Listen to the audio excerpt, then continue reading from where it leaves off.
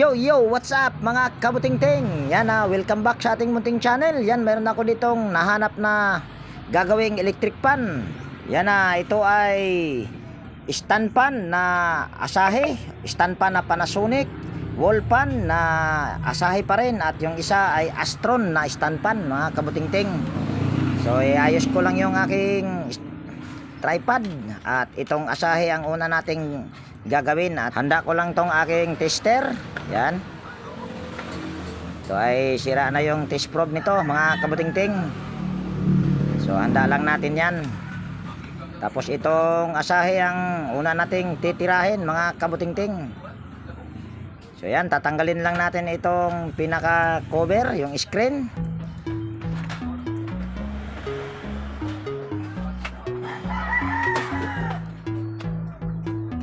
Yan, tanggalin lang natin yung pan cap, pati itong LC.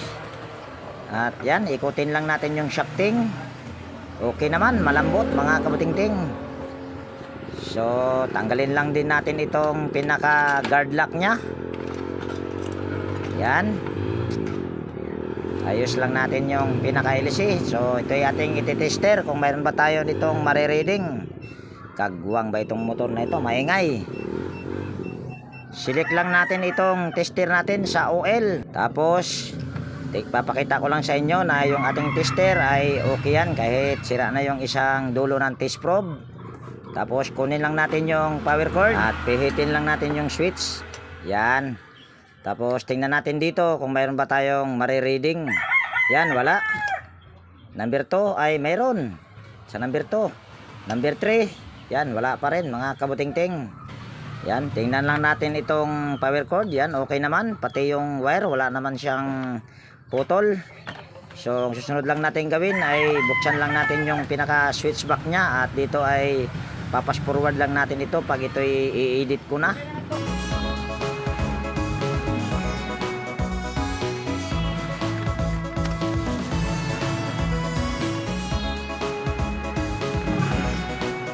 So, kuha lang tayo ng side cutter, tapos tanggalin natin itong pinaka close end wire connector para matester natin yung common at saka yung 1 to 3 kung mayroon ba tayong marireading, dahil kanina ay mayroon lang tayong nare-reading sa number 2, sa 1 at saka sa 2, sa 1 at saka sa 3 ay wala.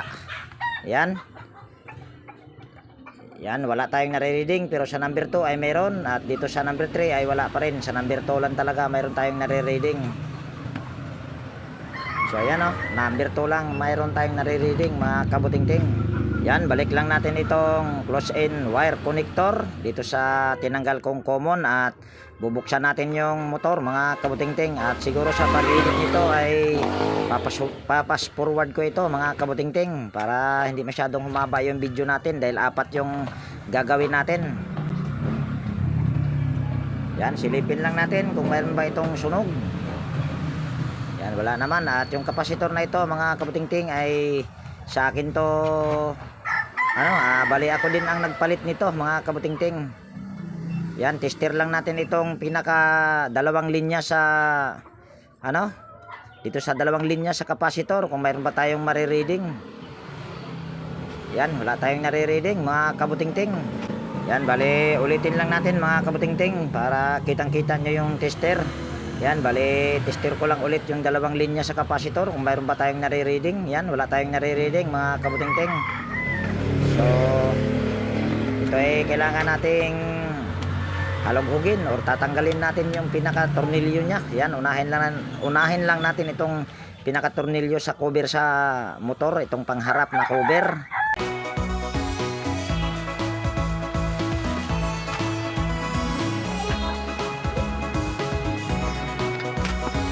Yan, dito ay pagpagan muna natin mga kabuting-ting dahil daming alikabok.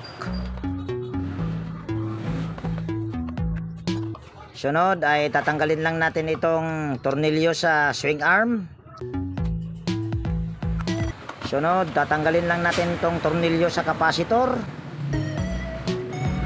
Sunod, tatanggalin lang natin itong dalawang wire sa kapasitor. Ito kasi ay lumubo mga kabuting-ting. Yan kung nakikita nyo, lumubo. At ito ay ako rin ang nagpalit nito mga kabuting-ting. So ang susunod lang natin gagawin ay tanggalin natin lahat ng tornilyo para makita natin yung motor. Ito naman ay hindi pa nagawa mga kabutingting, kung sa baga napalitan lang ito ng kapasitor. Siguro ang problema nito dati nung ito'y aking ginawa ay kapasitor lang. At dito mga kabutingting, ayan, fast forward lang natin dito sa pagtanggal ng 4 na tornilyo sa motor. At kung bago kang napadpad dito sa aking munting channel mga kabutingting, baka pwedeng palike at pakishare. At higit sa lahat, kung bago kang napadpad dito sa aking munting channel, baka pwedeng hilingin ko na rin yung inyong pag-subscribe at pakipindot na rin yung notification bell at ilagay sa all para ma-notify ka pag mayroon akong mga bagong i-upload na video. So yan, bali dandahanin lang natin yan mga kabutingting. Kaso ang problema nitong motor na ito ay sunog pala. At ito ay titignan natin kung ito ba ay may fuse. Yan, ito mga kabutingting ay may fuse pa, pero nasunog pa rin yung motor. So ito ay wala na tayong magagawa nito dahil sunog na. So yun yung isa sa mga dahilan mga kabutingting, kahit sabihin nating may fuse, basta masusunog ang motor ay talagang masusunog po yan. So ito yung sunod nating gagawin. Yan, itong stand pan na Panasonic. Yan, tanggalin lang natin yung screen, tapos ikutin lang natin. Yan, malambot naman siya at wala itong uga mga kabutingting. So ito ay ating ititester lang kung mayroon ba tayong marireading nito or makuhang ohms value. At set lang natin or select lang natin yung ating tester sa OL. Yan, ayusin ko lang dito yung aking test probe. At yan, bali pipindutin lang natin dito sa number 1 mga kabutingting. Yan, papakita ko lang sa inyo at handa ko lang yung power cord. Yan, pindutin lang natin sa number 1. Tapos yan, kung nakikita nyo ay ilalagay lang natin dito yung test probe sa power cord. Yan, wala tayong nare-reading. At pindutin ko lang sa number 2. Yan, wala. Number 3, wala pa rin. So ibig sabihin po, pwedeng ang problema nito ay thermal fuse lang. So ito ay kailangan nating buksan yung pinakamotor para makita natin kung ano yung problema nitong electric pan na ito. Yan, tatanggalin lang natin itong knob at medyo matigas. Meron naman akong DIY mga kabutingting na pantanggal, pero dito ay hindi ko muna gamitin. Yan. So ito mga kabutingting ay hindi pa ito nagawa. Yan, at ito ay sunog din. Ayan oh, nang itim mga kabutingting. At ito ay mayroon pa ring thermal fuse dahil hindi pa naman ito nagawa. Yan, ito yung thermal fuse oh. Yan, nakabalot pa sa spaghetti. So ibig sabihin, kahit basta mga kabutingting, pag kahit may thermal fuse, basta masusunog ang motor, masusunog talaga yan. Ayan naman ay ano, malambot naman yung pinaka-LC niya, pero bakit nasunog pa rin? Ay na talaga ang klase ng mga electric pan mga kabutingting. So yan, isusunod lang natin tong stand pan na Astron. Yan, tatanggalin lang natin tong pangharap na screen. Yan, ikutin lang natin tong LC. Yan, maganit mga kabutingting. Tanggalin lang natin tong pan cap pati LC. So ating babaklasin na naman mga kabutingting. Yan, tanggalin lang natin itong guard lock. So dito mga kabutingting, yan, sa pag-edit siguro nito ay fast forward ko ito. Sunod ay tatanggalin lang natin itong switch handle. Sunod, yan, ito ay sira yung pinaka gearbox nya mga kabutingting. So pagpagan lang natin ito. At sana ito mga kabutingting ay hindi ito sunog dahil dalawa na yung sunog. Wala tayong pang ano nito, pang buena mano ba. Ito kasi ay pang buena mano ko pa lang ito mga kabutingting. At yan, tatanggalin lang natin tong tornilyo sa swing arm. Yan, sunod ay tatanggalin lang natin itong ano nya, pinagkabitan ng switch box. Kung sa bagay ito yung pinaka cover ng gearbox. Yan, kasi ito ay papalitan natin mamaya, pero meron naman ako nito mga kabutingting na gearbox. Kaso mangangahoy lang tayo doon sa Panasonic. Dahil dito sa Asahi ay hindi ito pwede dahil ano to, hindi natatanggal yung kanyang gearbox. Dahil nakaunay ito mga kabutingting. Sunod ay yan, tatanggalin lang natin itong pinaka tatlong tornilyo na naiwan sa gearbox mga kabutingting, dahil ito ay magpapalit nga tayo mamaya ng gearbox. Sunod, yan, tester lang natin ito mga kabutingting, kung dito ay mayroon ba tayong makukuhang ohms value, or mayroon tayong ma-reading, or mayroon ba tayong makukuhang continuity. Yan, gamit tayo dito sa sirang test probe. Yan, okay naman yung ating test probe. Yan, switch lang natin, tapos kunin natin yung power cord. Tapos lagay lang natin itong dalawang test probe sa magkabilang terminal ng power cord, or itong pinaka plug. Yan, wala tayong nare-reading mga kabutingting. So kailangan natin itong 4 na tornilyo mga kabutingting, at fast forward ko lang dito mga kabutingting para nang sa ganun na hindi maba video natin. Yan, mega love shout out sa lahat ng aking mga silent viewers, organic viewers. Yan, mega love shout out sa inyong lahat, at mega love shout out din sa lahat ng aking mga kaibigan sa YT.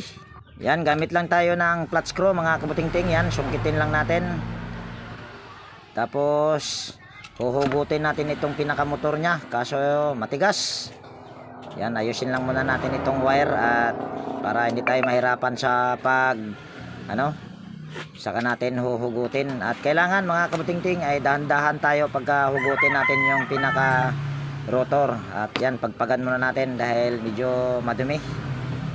So sunod lang natin gagawin, putulin lang natin itong cable tie. Gamit lang tayo ng side cutter. Sunod ay gamit tayo ulit ng flat screw. Sukitin lang natin, tapos lalabas lang natin yung pinaka wirings nya or yung pinaka motor para masilip natin. Pero ito mga kabutingting ay hindi para sigurado na ito ay magagawa ko, hindi ko to papakailaman yung pinaka motor nya mga kabutingting. Kung sa baga magbabypass ako nito para sigurado, dahil napakanipis ng hibla nya. Yan, kung nakikita nyo.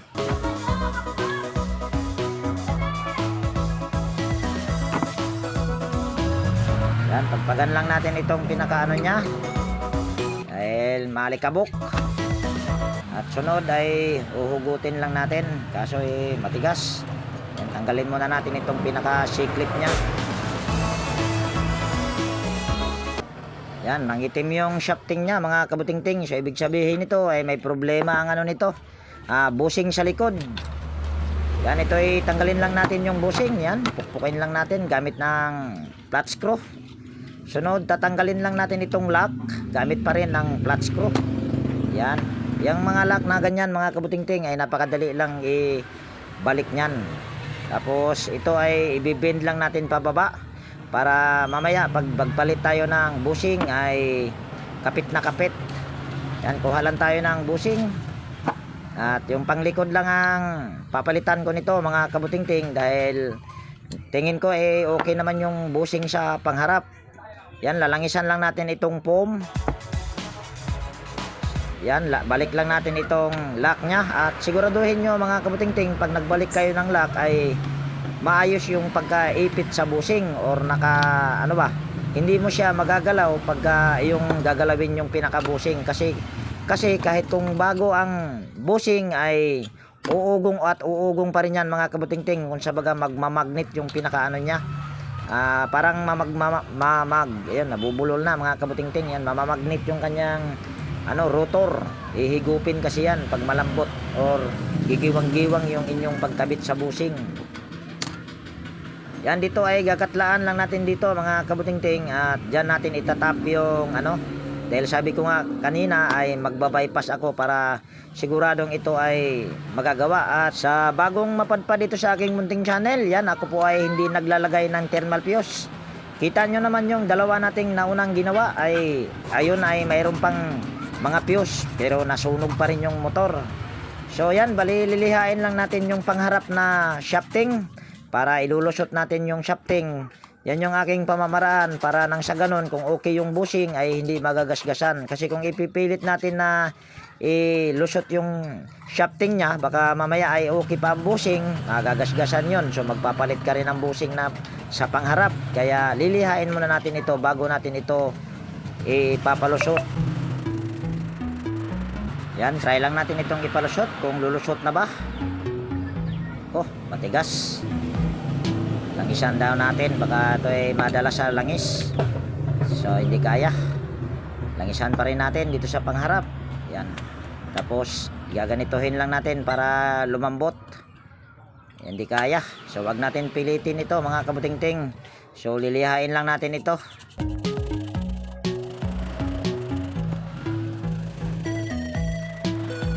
Yan, pwede na siguro ito.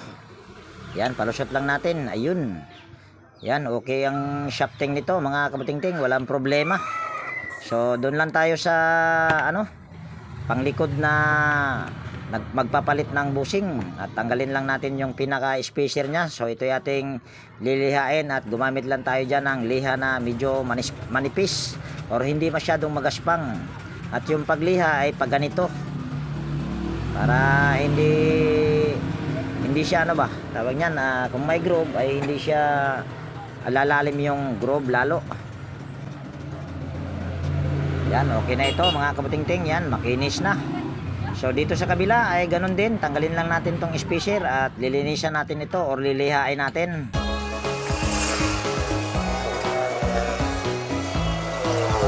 Yan, okay na ito mga kabutingting. Yan, kung nakikita nyo ay makinis na.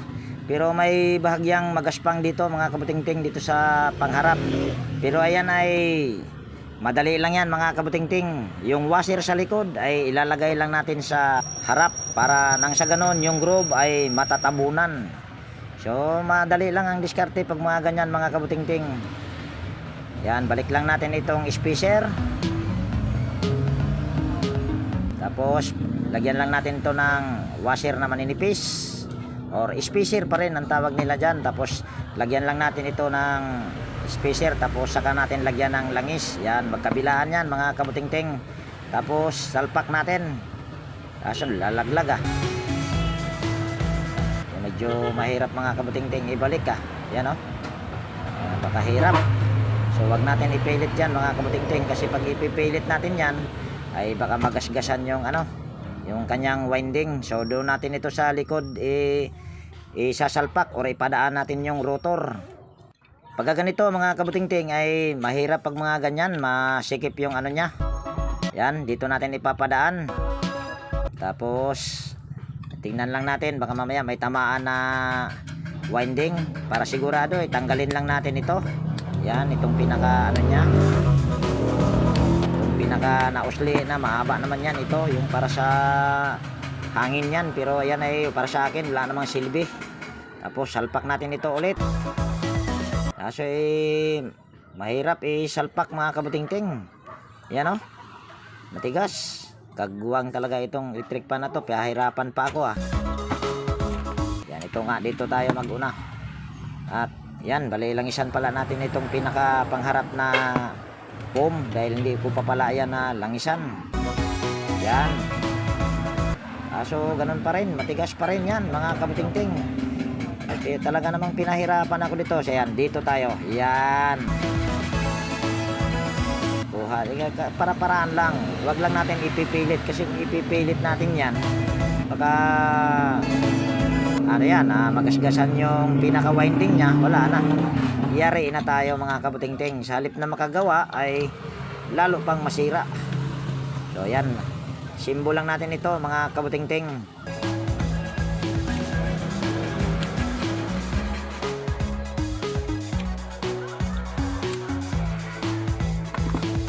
Yan, tapos pukpukin lang natin para malayan yung shafting nya. Yan, okay na. At mayroon naman tayong nahihila. Yan, balik na natin tong 4 na tornilyo.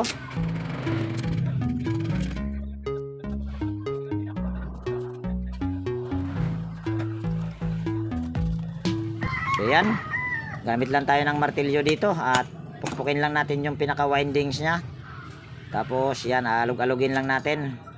Tapos dito rin sa kabila, dahil ayan, okay na, malambot na yan mga kabutingting. Ayan, okay na sa all right yan mga kabutingting. Napakalambot, hindi katulad kanina. So sunod natin gagawin, ayan, bali itong common na kulay white ay Yan, ipapalusot lang natin at tanggalin natin itong tornilyo na dalawa para mailusot natin yung pinaka close-in wire connector dahil ayaw lumusot. Yan, tanggalin lang natin itong close-in wire connector, saka natin ito tornilyo ulit.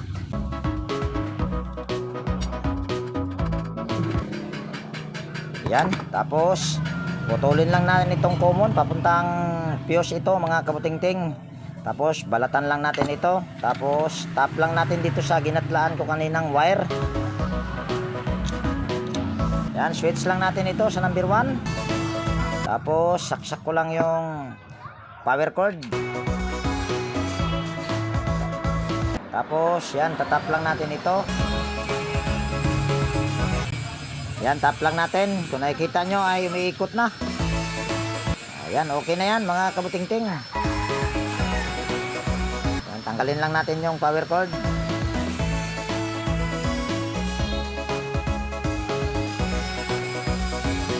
Tapos pulupot lang natin ito. Tapos tingnan natin kung malakas pa ba ito.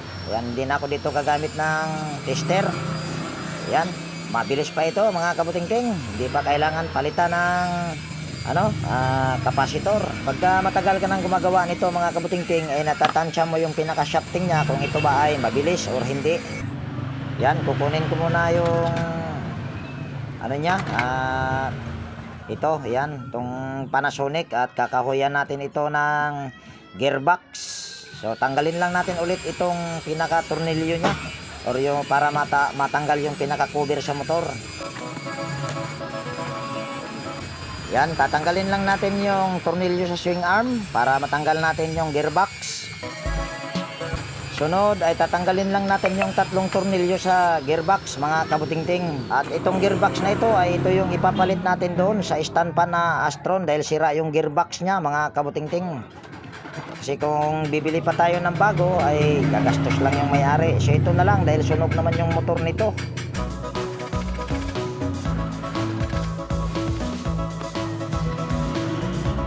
So ito na yung gearbox mga kabutingting. Tanggal na yung tornilyo. Yan, lagay lang natin ito doon. Tapos pagpagan lang natin. Yan, kuhanin lang natin ito. Tapos yan, bali yung ginatlaan ko kanina ay puputulin ko na ito at babalatan para ito ay lalagyan ko ng close-in wire connector at hindi electrical tape ang gagamitin ko dito mga kabutingting. Tapos pupulupot lang natin pati yung common na pinutol ko kanina. Yan, pagsama lang natin yan. Tapos lagyan natin ng close-in wire connector, tapos imulang ng side cutter. Yan, okay na yan. Tapos salpak na natin o itornilyo na natin itong gearbox. At kanina mga kabutingting ay maulan, kaya itong gawa ko ay binamano ko pa lang ito. Kaya medyo tanghali na mga kabutingting dahil kanina ay umuulan, mahirap magkasakit. Nung nakaraan nga na linggo ay nagpahilot ako dahil yung aking pakiramdam ay para akong tatrangkasuhin. Yan ang mahirap talaga pagka mga kabutingting. Tawag niyan ganitong tag-ulan ba. Yan, tornilyo lang natin itong kapasitor.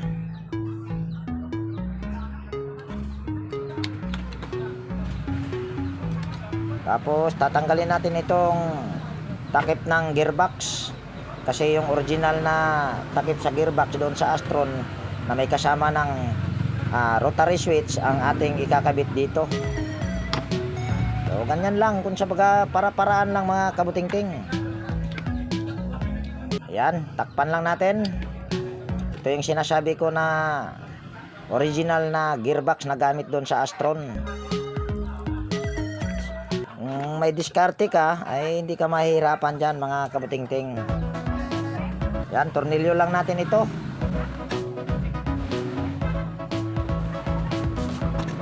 Yan, lagyan lang natin ng tornilyo yung swing arm nya.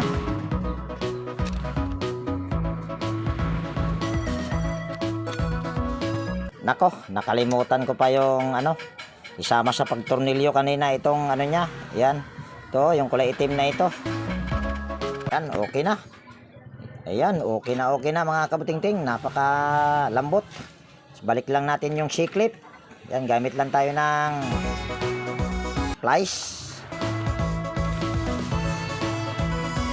Yan, balik lang natin itong pinaka-cover or lilinisan muna natin ito mga kabutingting. Tsaka yung screen niya, pati LC yan, lilinisan na din natin para salpak na lang.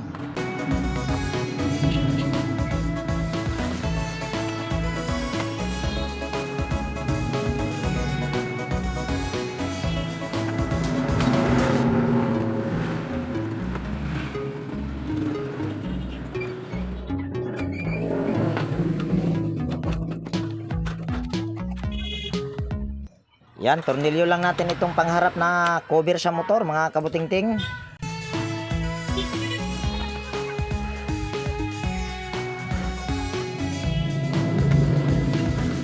Yan, kabit lang natin yung panglikod na screen. Yan, bali, assemble na natin lahat ito.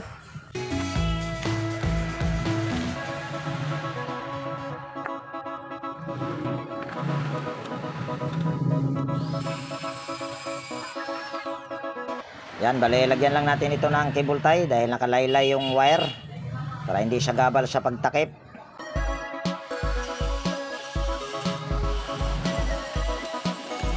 Yan, kunin lang natin itong takip kaso madumi. Yan, pagpagan ko muna mga kabutingting. Ayan, ito na, malinis na. Kunting pagpag lang ay okay na yan mga kabutingting. Tapos takpan na natin. Yan, ayusin lang natin itong takip nya. Tapos salpak na natin itong switch handle nya. Ganon din yung kanyang knob para sa swing at para huminto. Tapos hanap tayo ng tornilyo. Nako, walang tornilyo ah. Saan ba yung tornilyo nito? Ayusin muna natin itong pinaka-cover nya mga kabutingting dahil para yatang lumihis. Ayaw tumapat sa butas yung pinaka-tornilyuhan nya.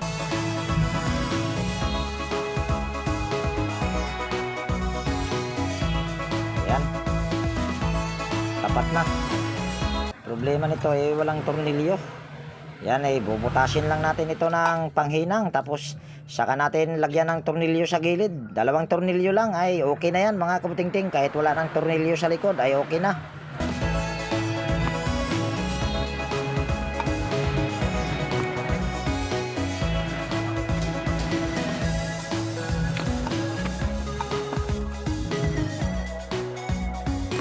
Yan, taas lang natin itong camera natin para isalpak na natin ito doon sa pinaka-stand nitong Astro na ito para matapos tayo or makaisa na tayo mga kabutingting.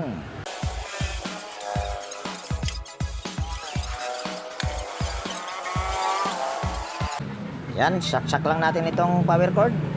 Try natin kung ito ba ay gagana or sasabog.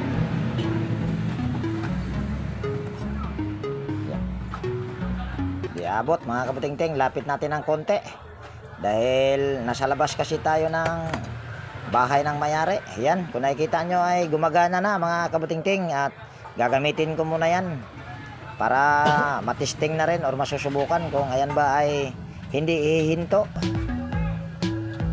Yan, lagay lang natin sa number 2. Yan, okay na. Yan, kunin lang natin itong Wolpa na asahe. Ano naman kaya ang problema nito mga kabutingting? Yan, tanggalin lang natin yung guard lock. Pati itong screen. Tapos kunin lang natin itong pinaka switch handle nya. Dahil ano naman to, wala na itong silbi.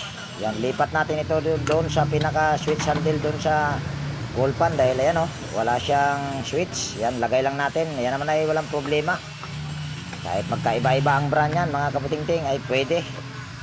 Sunod ay yan, bali handa lang natin itong tester at tester natin ito at bababa ko lang muna itong aking tripod para kitang kita nyo.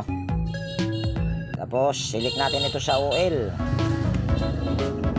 Tapos pihitin lang natin. Tapos kunin lang natin yung power cord.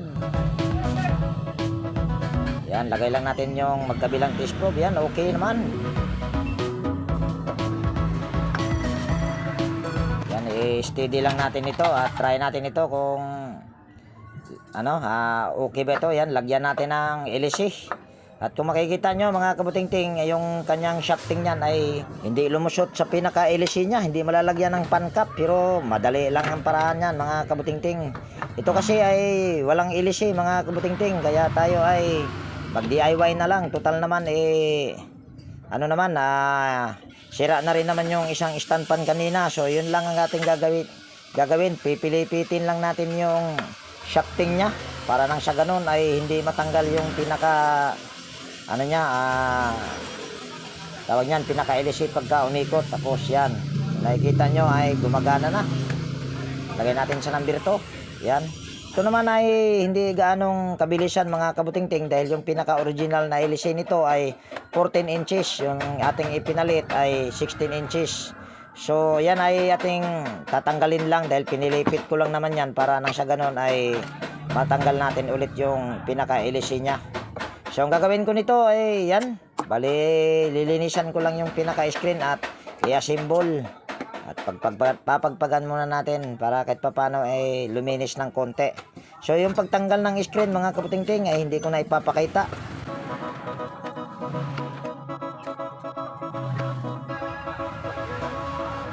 So yan, bali tapos ko na nilinis yung screen pati yung LC. So kabit natin yung screen. Pero ito mga kabutingting ay hindi ko to malalagyan ng pan cap, dahil sabi ko nga kanina, yung kanyang dulo ng shafting ay hindi lumusot doon or hindi nakakatagos doon sa pinaka LC niya. Pero yan ay walang problema yan. Basta mayroon ka lang plies or long nose ay pipilipitin mo lang yung shafting. Siyempre hawakan mo rin yung pinaka LC niya. Tapos yan, lalangisan lang natin ng konti. Yan, salpak lang natin yung pinaka-LC nya. Yan, kung nakikita nyo ay ano yan, wala siyang shafting na lumusot. Yan o, kung nakikita nyo ay madali lang siyang mahihila. So yan yung pamamaraan ko. Yan, iipit mo lang yung shafting. Tapos iikot mo yung kanyang LC para mapilipit. Ay okay na yan. Kahit anong gawin mo dyan mga kabutingting ay hindi mo matatanggal yan. Ayan o.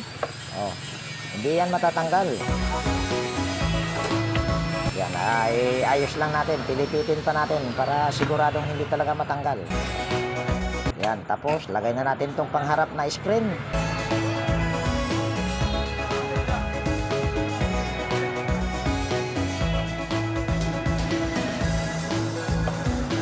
Yan. Ito ay okay na ito mga kabutingting. So ito ay ating ititesting.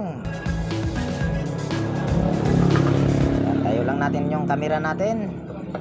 Tapos yan. Tapos saksak lang natin yung power cord.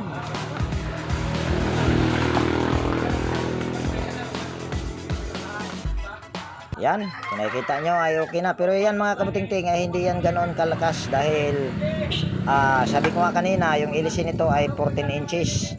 At yung kinabit natin ay 16 inches na banana type. Pero ayan ay kaya nyan dalhin dahil magaan lang naman yan mga kabutingting. So yan, kung mayroon ka ditong natutunan mga kabutingting, baka pwedeng palike at pakishare. At higit sa lahat, kung bago kang napadpad dito sa aking munting channel, baka pwedeng hilingin ko na rin yung inyong pag-subscribe at pakipindot na rin yung notification bell at ilagay sa all para ma-notify ka pag mayroon akong mga bagong i-upload na video. So yan, bye-bye na mga kabutingting.